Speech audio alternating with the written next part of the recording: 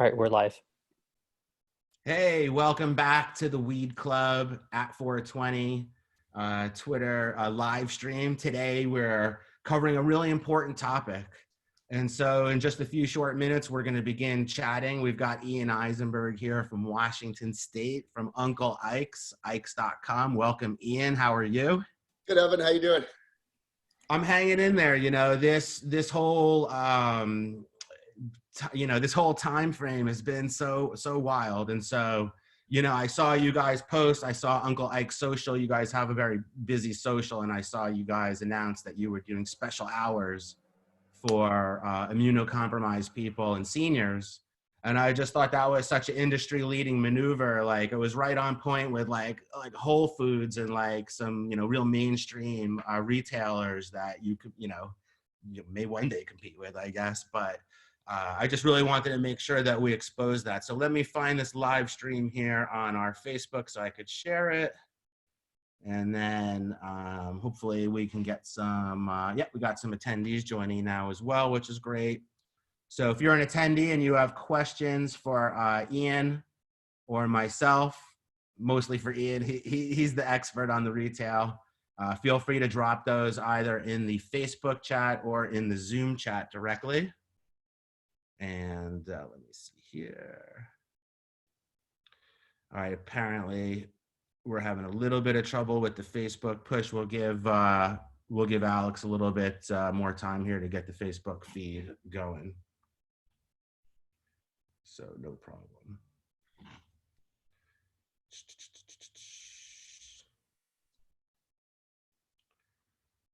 So we were lucky to have Senator Scott Wiener on, and Marty Higgins from Urbana about San Francisco. And we've been following on our weedclub.com/news feed what's been happening in Pennsylvania and Nevada.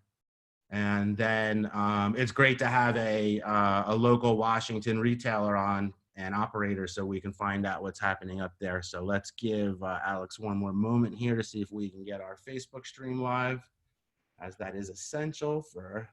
Are pot shops open all over California as an essential service, or just in certain cities? That's an interesting question. It's been a local decision up until now, where San Francisco's mayor and fire department made the decision to shut it down, and so basically our entire community pushed back immediately and was explaining that this is an essential service. We can't exist without cannabis. And within one day, the city said, okay, cannabis is an essential service, but here's all these precautions we want you to take. And Sure. they basically gave guidance on how to wait in line, how many people could be in the store. They want order ahead. They're encouraging delivery. And so interestingly, order ahead, like bringing something to the curbside, is considered technically delivery. Once they leave the front door of the facility, it's considered delivery. You guys have legal delivery down there in parts of California, right? We do, and it's exploding. Yeah, So what was that? We have no delivery in Washington. So so that's something that it would almost have to be like an emergency provision in order to, because once you get immunocompromised people, even with an hour in the morning on Sunday for them that's dedicated, having delivery will still usually be the best total solution. I think we're going to see how it goes the first Sunday. Then I have a feeling we'll open it up to every other day for 2 hours in the morning, something like that. Because cool. We didn't realize how many of our customers. Here, we have a very small medical system. It's all adult use because nobody wants to register with the state for various reasons. So until now, it's hard to say how many people consider themselves or self-identify as medical users. And now it's pretty apparent that we have a lot of people that do and want some safer hours to shop. That makes a lot of sense. I've always felt like even consumers that don't identify as a medical patient, that there might be still, a lot of wellness to it and well-being to it. Like, you don't have to be a veteran suffering from PTSD or I think everybody right now has a little bit of anxiety. So is that, so what are you guys seeing? So, how is life different for you today under the current state of affairs? Has things changed for you? How has business changed in general from before and after? We're not on lockdown like you guys are in California, but it's basically the same thing. It's just a matter of semantics of if it's lockdown or if it's shelter in place. So all restaurants and bars are closed. Some of them are open, takeout only. The streets are dead. The pot shops are allowed to stay open. We're encouraging people to do pre-orders. We're having people queue up outside, and we drew on the sidewalk basically with chalk every 6 feet, and we're limiting the number of people that can come into the stores at any given time, our stores. And depending on the size of the shop, it's between 3 and 6 people. Usually, if they have a pre-order, we call them. They can only come in when the pre-order is ready, and they can come in and pick it up. And you guys have some of the busiest shops on earth too. I was looking on the Washington data reports, and you guys are just banging out tens of millions of dollars between all the stores. So does going to a staggered customer flow like that affect your ability to service the customer? Is there a long queue out front of the store on the sidewalk? Yeah, yesterday was a little bit slower, but up until yesterday, we had a big line in front of every store. And it was just the people that would normally be in the store were out in front of on the sidewalk. But we're putting through more people. It's very efficient. And I think when this whole thing is over, we'll see that pre-orders always remain the lion's share of the business. Right. And one thing, in the cannabis industry, all of us live under 280E, and we can't deduct expenses. So pre-orders are really a godsend to us, with or without the coronavirus. Got it. So what we're going to do is at the end of the video, we're going to take the raw video and we'll upload that to Facebook because there's some technical spinning thing with Facebook. So to our Facebook followers, we would have loved to have had your questions live during the show, but don't hesitate to put them in later. We're still going to manage to get you your answer. So let's just jump right into it some more, Ian. So when I saw the post, it was basically announcing that you have special hours for a special reason. And so can you just tell us, what your senior hour is about and immunocompromised hour is all about? Well, we have a lot of customers that don't want to come anywhere near other people right now, and mainly elderly and people with immunocompromised systems based on cancer, HIV, whatever. And we want to create a time when it's safer for them to come in the store. There's less people, less customers, less bud tenders, and they can get the medicine that they need. So have you had the first one yet, or is this weekend based? First one is Sunday. Got it. So it'll be interesting to hear how that goes and whether the community is utilizing that. Yeah, because a lot of grocery stores are doing it up here. I imagine they are down there as well. Yeah, Whole Foods is doing it, and a few other chains have announced a senior only shopping hour. Yeah, and I don't know how it's going. Everything is so new. Every day is a different adventure or disaster, it seems like. How about, from just a team perspective, Ikes is a big team. You guys are running, multiple locations. And so have you run into issues with anybody on your team being directly affected? And then, what sort of steps are you having to take as the operator now to make sure you have your best practices in other ways? Yeah, we have about 140 people. So their safety is our paramount concern as well as our customers. But it's just your basic things you would consider appropriate, distancing, social distancing, hand sanitizer everywhere, constant cleaning. We're having a rough time sourcing alcohol at this point to keep cleaning all the doorknobs and light switches and counters. I think we have some sources now and it's going well. We have hand sanitizer for all the customers now, gloves for all of our staff. We have masks coming from China that will have masks on Monday. Just everything we could possibly think of, but mainly just sanitation.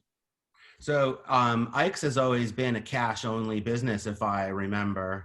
How, if you could go to a contactless or, well, correct me if I'm wrong, but if, as a cash only business, does it create sort of extra, friction, as you're trying to be best practices, as you're trying to create a safe environment for your beloved customer and continue to deliver on, what you're known for having, low price cannabis available all the time. So we have paperless ATM right now at the counter, but it's not that big a part of our business. If we could have credit card, it'd be fantastic. There'd be no touching anything back and forth between the bud tender and the customers.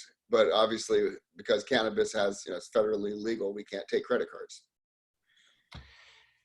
I mean, if there was ever a reason for the world to sort of wake up now and take the appropriate measures, I mean, this has to be the tipping point for federal legalization because it's an emergency. It's a critical thing. So and it's obvious too that people value it as an essential service, especially patients, and to say it's illegal in that kind of context is just ludicrous. So, when it comes to the supply chain, as you're keeping your shelves full, and on your social media, it looks like your shelves are always packed with inventory too. So are you running into the same problems that like Whole Foods and Safeway and other retailers are running into with keeping the shelves stocked? Has your supply chain been affected at all from this? Not really, because up here we're different than I think every other state in the country in that we don't have vertical integration. So we have a really the broadest selection of products anywhere in the country. And all the producer processors are competing to get on store shelves, and they're all, pretty much mom and pop small businesses. And so far our supply chain hasn't been affected at all. Again, it could all change next week. As soon as people start getting tested positive, everything I think will change quickly. That's sort of a worst case scenario that we've been forced to consider. It's a hard question to ask. You watch the president on TV, he's trying to put a positive spin on everything, but the reality check is that we're under threat. And so if the worst happens, are there politicians in Washington that can go, in Oregon, there's Earl Blumenauer, and in California, we have, Scott Wiener and others, who in Washington's going to go out there and make sure that you can continue to operate if there's like a serious outbreak or something that really jeopardizes things? I think it's too early to even say, because we don't know what we'll do as a store. Let's say we have a bud tender or two that test positive. I assume the procedure will be to close down, to clean everything. But then all the other bud tenders have been, you're going to meet people that live in your building that test positive, and you put yourself in self-quarantine. And I read somewhere that in California, your governor thought you'd have, 50% exposure? Yeah, like over 50%. Yeah, I mean, it's going to be everybody. If it's airborne at some point, everybody's going to be exposed. And as a store, the same as a grocery store. You have to keep those stores open. So, does this affect sort of like your own planning? Because I know you've been looking to expand to more. How many locations does Ikes have today? We have 4, and we had a 5th that's supposed to open next month. It'll probably be delayed a little bit now.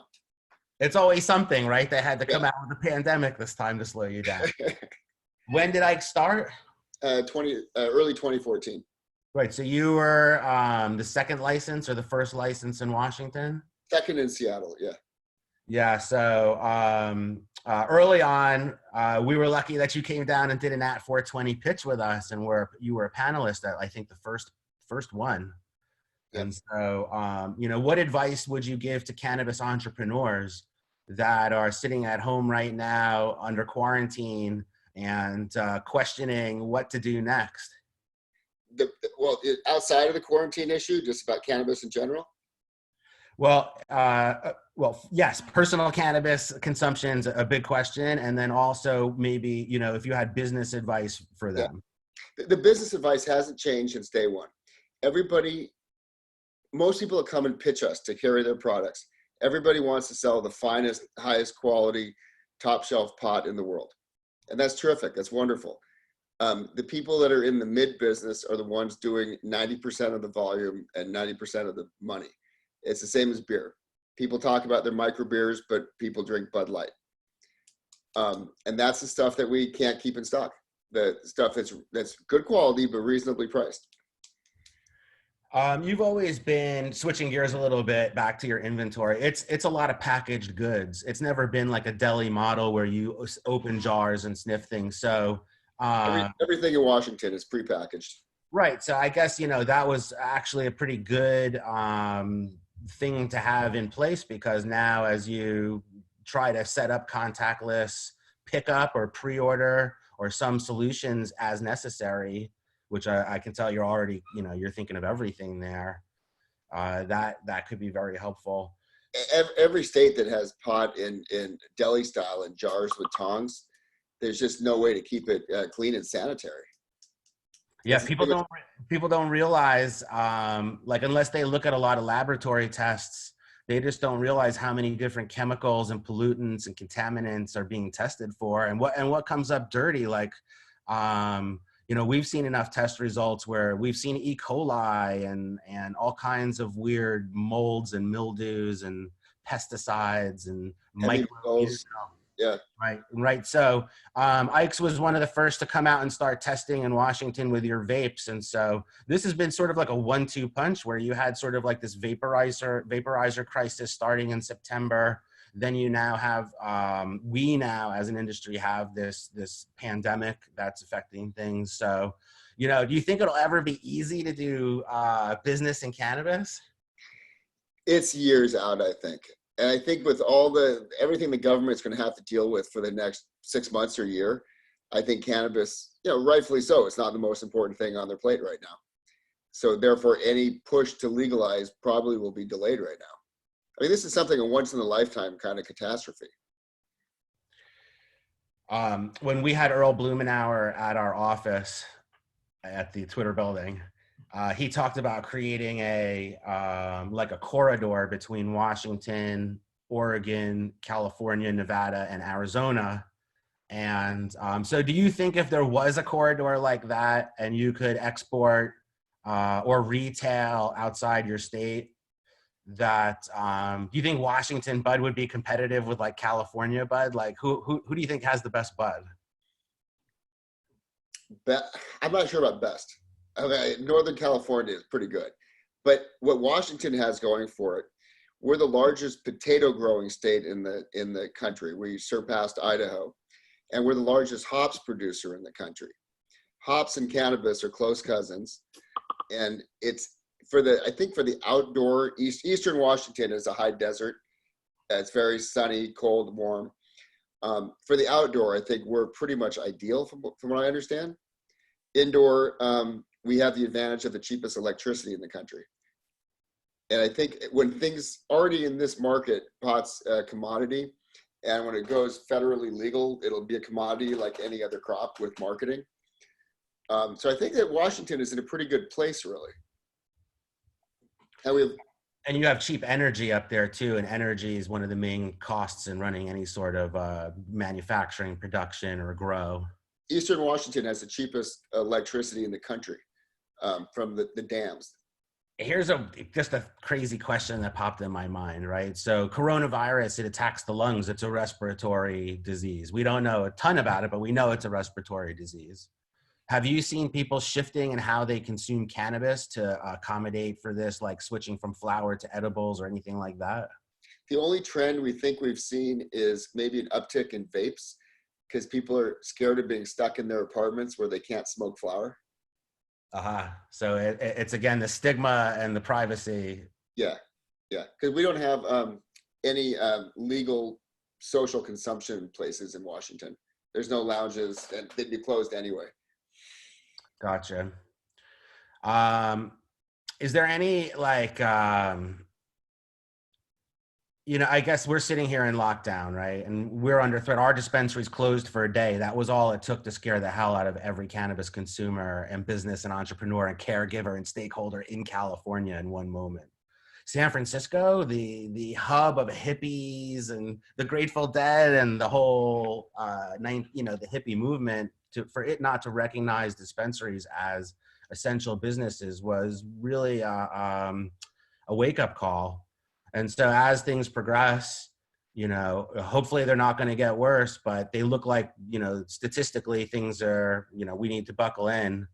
And we hope that Uncle Ike's will be able to continue to provide its well-priced cannabis, its value cannabis in bulk for your consumers and community. Who And pushed for your the essential status of the pot stores? Was it the industry, the politicians? How did it work? it was a consortium.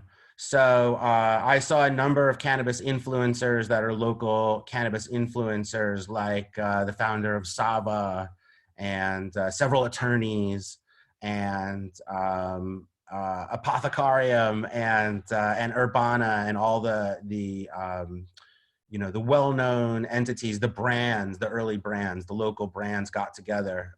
They started a petition.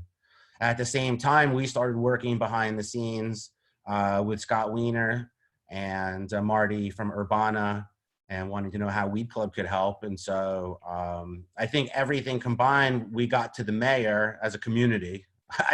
Everybody chipped in to do this collectively. And ultimately, the mayor and the fire department realized that this was a mistake, that they had made a mistake, and they corrected it very rapidly. What was the fire department's role? The fire department has some inspection and oversight over the dispensaries with the fire code, especially the lounges and the HVAC and the ducts and all of that stuff. So you need sign off from fire, water, local, state.